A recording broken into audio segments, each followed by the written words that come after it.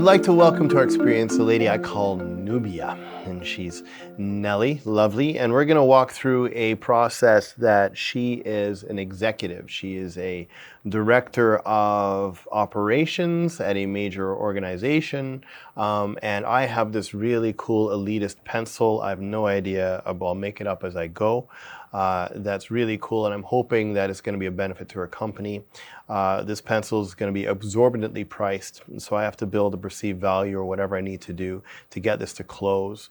There's hopefully going to be less objections, that the run of this will be shorter, but now you get an understanding how we kept folding back to front talk. We're going to go to a close, and we're going to get more so objections at the end. Even if you'd like to, you can actually get upset with me if you wanted to and yell and scream or get off, and I can see if how I can disarm that, and if it comes naturally, we can do that as well. Yep. Okay. Nelly and Nubia, good to meet you. Good to meet you. Good to meet you, Damian. Yes. I'm here today. Sorry. Tell me a little bit about your company. I know you're very big. You do a lot of different things. Can you tell me a little bit about what you do and your company? Yes. So our company is primarily a generic pharmaceutical company. Mm-hmm. So the primary focus of the company is really about developing generic drugs. Okay. So as you can imagine, and you see, when you go to the pharmacist, a lot of the branded medication is really expensive. Right. So we make medications affordable to patients. Oh, that's excellent. We want to make sure that we're providing the best and most affordable, innovative medications to our patients. That's fantastic. Yes. I also know, do you ship worldwide? We do ship worldwide, primarily to the US, EU. Right. We also do Middle East and Asia. Right. We do ship worldwide, but we're also the top generic pharmaceutical in Canada. Right. Yes. And you notice while I'm chatting with her, and I'm going to start playing with my pencil and drawing attention to it and just doing it as part of this dynamic, as part of the conversation.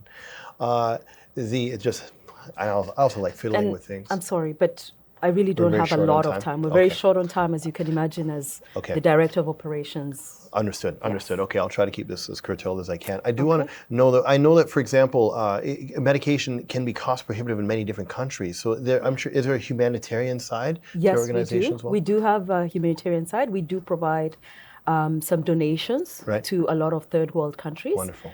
Whenever we have hurricanes, we also take time to send medications to all the third world countries. Wonderful. Wherever there's a hurricane What are your systems like? Are they automated? Do you use pens, pencils, paper? Like what is your general flow like in your operations? Most of our systems right now are automated. Yep. So we've gone through a digital transformation. However, we still do have some legacy systems that are still based on hard copy documents and all that. Right. But we're transitioning a lot of our systems to the digital. Okay. Yes.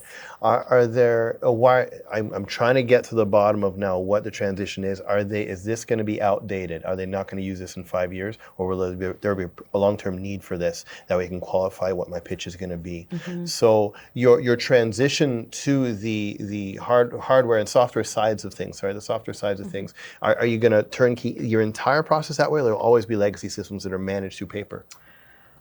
To be very honest with you, our desire as the executive team is to transition everything. Understood. As you know, it's a lot more efficient when everything is digital. Got it. And really, it does eliminate a lot of errors. Got it. Okay? Got it. In the pharmaceutical industry, we're highly regulated, and we want to make sure that we have as few recalls as possible.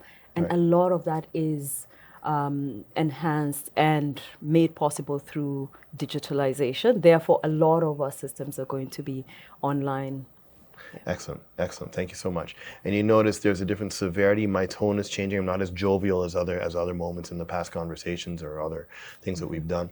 And I now got to cut to it because I know your time is definitely worth gold. Thank you. We have our product line here, a series of pencils and pens. I have the pencil here. This is a self-propelling pencil, and I've actually loved. Since I was a kid, I ran my very first. Have you ever used one before? This is a pencil? Yeah, that's a pencil. Yeah, you press the side button and it just kind of goes.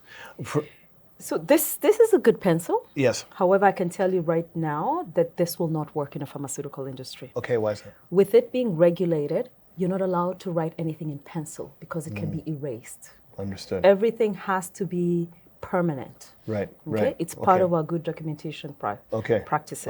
Okay. So there's no Gantt charting, storyboarding, conceptualizing of things in graphite. Everything is all ink all the time. Yes. Interesting. Yes. Interesting. Or if we do need to do storyboarding, say outside of the labs or the actual manufacturing,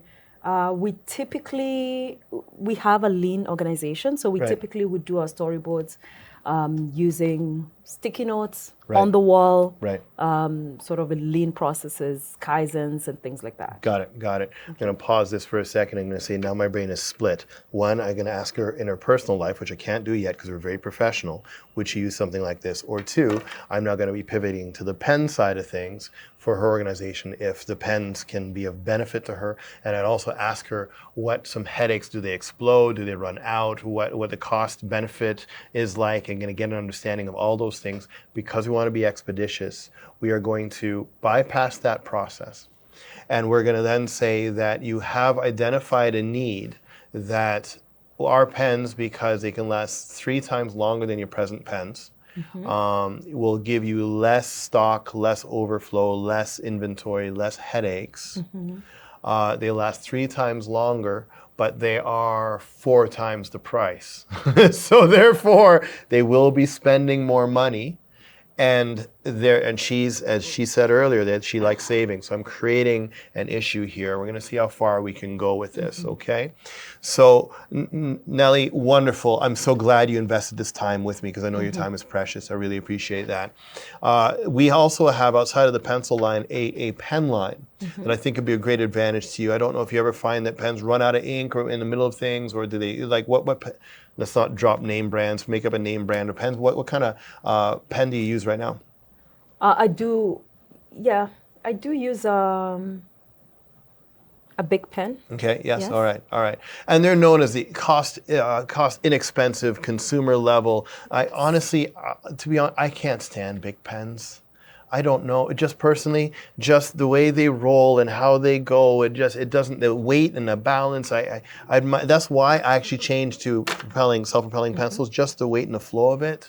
I don't know if other members in your staff has felt the same way. I know Bic is like the gold standard, but... Not really. And I Yep. think, as I mentioned before, we are in the generic pharmaceutical industry. So Right. in order to be able to compete with the brand pharmaceutical companies, really we have to cut costs at every Right. stage, right? Right. So for us, we always are looking for ways to reduce cost of operations. Right. And that's why BIC works for us. Right. It's permanent. Right. And it's easily available. Okay. And it's cost effective. Understood. Well, unfortunately, the pens that I have are more expensive than the pens that you presently run. So I cannot say cost head to head. I cannot say we're going to create a cost savings when you're dealing with the expense. What have I done here? I've now created trust. I am not being the sales guy with the greasy hair and saying, you got to buy my stuff because I'm going to lie to you to get it done. I'm actually being honest with her. And now she's going like, well, then why are we sitting down? She's about to say that. I saw that in her body language. Why are we sitting down here? Why are you wasting my day?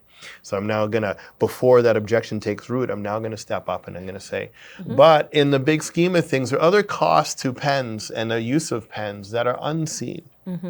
And that's the time that there's failures in our pens, when they fail us and we have to find a new one, when they leak, when we don't want them to leak, when the amount of storage space it keeps on our shelves, the running back and forth to whatever store we go to get.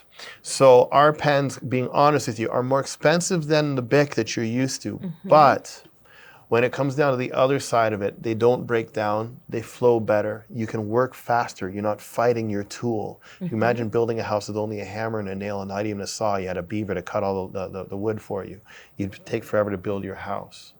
If we can show you ways that you can save in your productivity, even though you're spending more at the beginning for the product, but you actually save in the end as a corporation by using our product, would you entertain switching to our product today?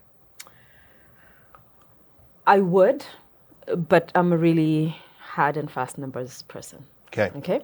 So I'll need you to show the productivity savings. Okay. I need to know how long these pens would last. like I really need to see the numbers. Got it. It's not just a matter of speaking about it. Okay. And I know she's going to come up to an objection very soon because I sense she has urgency. She wants to end this conversation. She's trying to get out. So I'm going to get ahead of that. I'm going to say, okay, absolutely. So what I'd like to do then is I'd like to set up a meeting with one of your subordinates because you don't need to detail the minutia of this. And I'd love to spend some time. Let's take a look at I can't get too in a minute. I don't want to see your profit and loss and other things like that. But just to see how your flow is, what your workflow is, see if I can consult with your team a little bit, see if there's cost savings. I don't know if there's going to be cost savings. I have no idea. Right? I'm not going to tell you that there's going to be. But what I'd like to do is I'd like to at least investigate this further. Okay. And if we can investigate this further and find some way to save you in time or efficiency and make it a cost benefit to you, would you entertain changing to our brand? Absolutely. Excellent. Absolutely. You said the key word there, cost savings. If you can demonstrate the cost savings to this Yes. and the overall increase in productivity, Yes. I'd be open to see it. Excellent. Okay. However, it has to be hard and fast. Excellent. Numbers. Excellent. So now that we've got the close, I understand what needs to happen. I need to go to her staff members and I need to set out a plan. And then from that plan, we can then come up with a second presentation and finish the deal. But I already know what the buying strategy is. I already know exactly what I need to say. And she helped me. She said, you got the keywords. You just said blah, blah, blah. I know where the sell is. That's the hardest part. And I developed a relationship to get that. So now it's a matter of bringing the tail end through and calling it a day.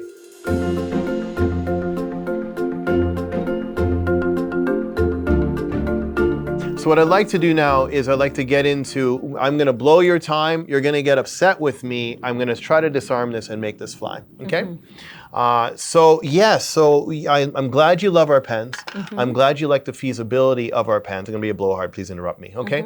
You like the feasibility of our pens. And I'd really like to spend some time with your staff members. I'm sorry to stop you, Damian, but I have already told you time is of essence. Yes. Okay? Yes. I think we talked about it the last time. Yes. Time is of essence, and I really need to get back to my operations right now. Yep. We have an emergency situation right now, so can you please get to the point? Yes, no, I'll get to the point. Sorry about that. I know you said that right at the beginning, and I know time is very, very important to you, so I'm going to keep it very, very short. Thank you so much. So the short picture is simply, I'm going to go to your staff, I'm going to get that done, I'm going to present to you. When is best to present to you? In 2 days, 3 days? Talk to my admin. Your admin, okay. She should be able to set up your calendar and do that. But we have an agreement that once I dig into this, we can reassess this and then probably walk through the inevitable conclusion. Absolutely. You can move to our position. Okay. So pleasure. Thank you so much, my dear. Thank you. Okay. Thank you. And we'll catch up with you soon. Okay. Done.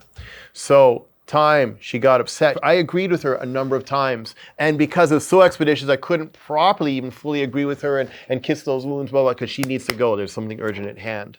But first thing I did was I agreed with her, therefore it disarmed everything. And then from there, because of that expeditious nature, I can now push. If she's pushing and she's asking something of me, I can ask something of her in return. So she said, get out of my office. I'm like, okay, no problem. But if I'm going to get out of your office right now, I invested my time with you, which is also worth time. So I would like to assure me that by the time I invest my time in your project, because your time is so valuable, you must respect mine. By the time I invest my time in this project, that you're going to honor that time equally.